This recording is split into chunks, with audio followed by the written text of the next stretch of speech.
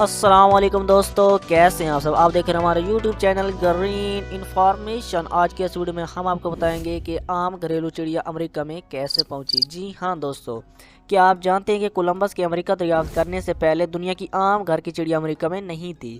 Carnal lab of ornithology کے مطابق گھریلو چڑیا کو 1851 میں شمالی امریکہ میں متعارف کرایا گیا تھا، جب انگلینڈ کے 100 پرندوں کے ایک گروپ کو بروکلین، نیو یارک میں چھوڑا گیا تھا۔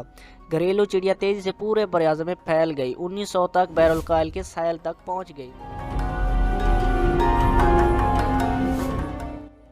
یہ اب شمالی امریکہ میں سب سے زیادہ پائے جانے والے اور وسیع پیمانے پر پائے جانے والے پرندوں میں سے ایک ہے، جس کی تخمینہ آبادی 540 ملین سے زیادہ ہے۔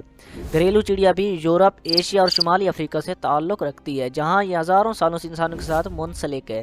یہ بہت موافق اور لچکدار پرندہ ہے جو شہری علاقوں سے لے کر کھیتوں تک مختلف رہائش گاہوں میں رہ سکتا ہے۔ یہ بنیادی طور پر بیجوں، اناجوں، کیڑے مکوڑوں، انسانی خراشوں کو کھاتا ہے۔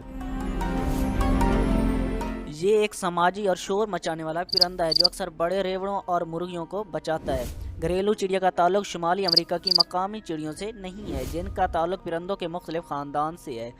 گھریلو چڑیا دراصل ویور برڈ فیملی کا رکن ہے، جن میں افریقہ اور ایشیا کی بہت سی رنگین اور غیر ملکی انواع شامل ہیں۔ اگر آپ کو ہماری ویڈیو اچھی لگے تو اس کو لائک کریں، شیئر کریں، ہمارے چینل کو سبسکرائب کریں اور بیل آئیکن کو دبانا نہ بھولیں۔